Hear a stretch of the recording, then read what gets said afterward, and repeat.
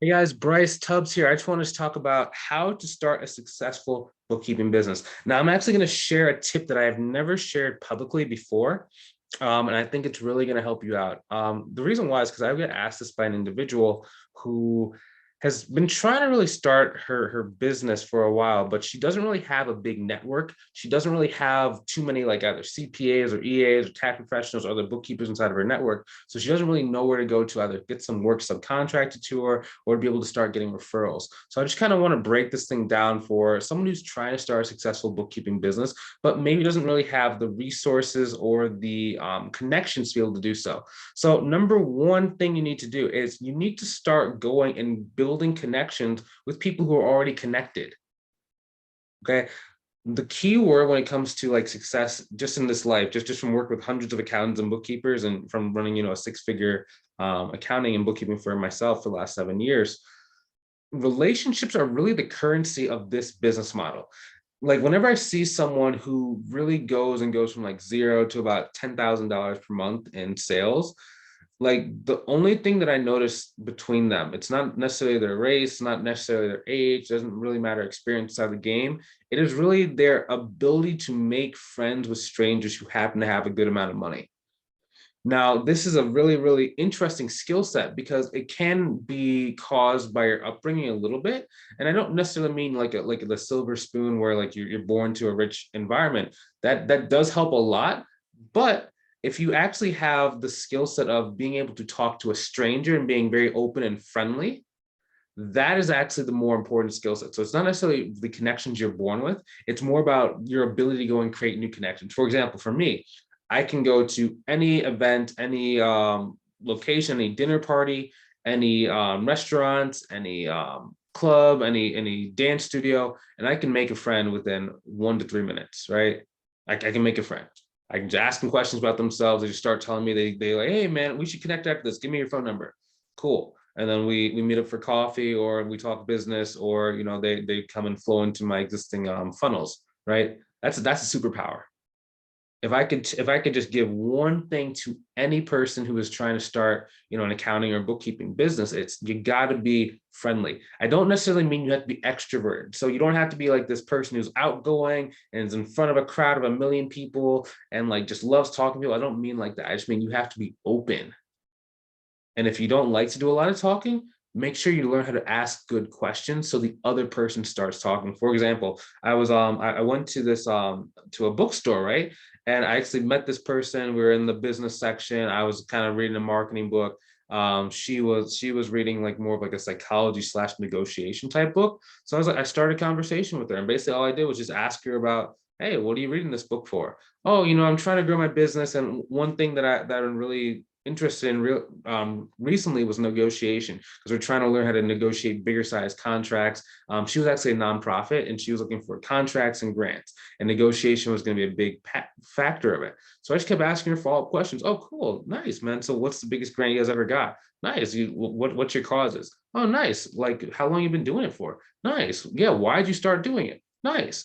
And I just kept literally just asking her questions, asking questions, asking questions. And it wasn't like it was taking a lot of my energy or a lot of my focus. It was just me just asking questions and just being genuinely interested in that person and in her journey. Because I was trying to take some piece of information like, hey, so if she is running a successful business, why don't I see if I can glean some knowledge from her? So I was basically interrogating her on like everything about growing a nonprofit, because there's a lot of carryover between like a nonprofit and whether it's a coaching program or even my accounting business. And it's just being interested in people is going to take you very, very, very far in this business versus like what used to happen. Like when I was working in corporate America, it was always like I would get in, put my head down, do my work, don't talk to anybody, leave me alone, close the door. And as soon as my work was done, I'd get up, bolt out, and then I'd go home and then I would just do whatever I do at home. Right. And that was not really serving me. It wasn't serving me to grow my business. So when I was actually starting the business, I still carried that kind of like loner slash lone wolf type of mentality. And I was so confused as to why no one was really wanting to work with me. It was just, I was just so closed off to people. And I was a very transactional type of person where it's like, if they couldn't do something for me in my business, I wouldn't talk to them. And it wasn't until once I started really just being more of a relationship style person, it's like I just ask some questions, I maybe talk about my service a little bit. I try and find out the core reasons as to why they actually got in business. And I'm trying to just find out like what drives the person and what their hobbies, what their interests are outside of business. That's when it was really, really easy for me to start getting leads, start getting consultations. Um, for example, I got a person on my accounting firm, a client, and the thing that really brought her over was we were talking, and then she had like a secondary business, which was a nonprofit, right? But we were talking about her core business, and then she somehow mentioned her nonprofit, and I was just like, oh, tell me about that. What caused you to start that? And then she went to the story about like her life and about like, and then I was like, what caused you to be so charitable? Like, why do you want to help so much people out? Then she went to a story about like her mom, how her mom taught her the lesson of charity at a young age, and the foundation was actually built for her because her mom had died from a certain illness, and that's what that charity was really trying to help either get funding or solve.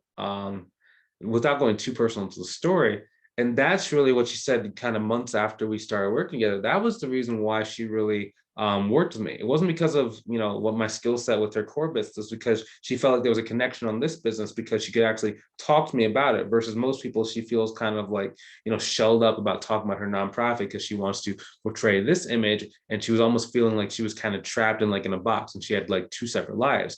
But whenever we're actually interacting, she can talk about both lives without feeling judged, without feeling like feeling a lot of pressure to be a certain image.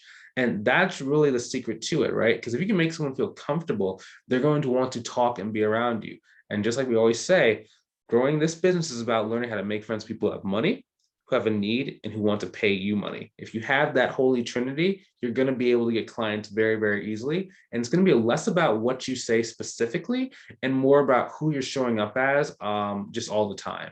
And once you can really get that narrowed down and really get that just squared away, you're not going to have a problem growing your business, I promise you. Now, if you want some help growing your business, there is a lot of trial and error that comes along with this stuff, especially if you're going and trying it on your own. But if you want to be able to go and reach your goal in the shortest time period possible, you don't want to do like recreate the wheel, you don't want to go and do things the hard way, go ahead and click on the link inside of the description below to book a call with me to see if I can help you inside of the paid mentorship program. Now, on that call, I'm going to basically just look at where you are, and we're going to make a very, very specific game plan as to how we're going to be able to work together to accomplish this goal. Now, if for whatever reason you don't think that it's the right fit at the moment in time, or it's just not a good time in your life, you can say so, and then we'll be like, okay, cool. So we'll make new steps as to what you can do on your own in order to kind of move closer to that goal. And then if it makes sense, we can even work together in the future. Now, if you're not quite ready for that call, that's a-okay as well. I'll just see you inside the next video. Take some more value, keep watching the channel, keep learning, keep implementing, and I'll talk to you soon. And hopefully one day we'll work together. And yeah, talk to you soon, and I'll see you later. Have a good one.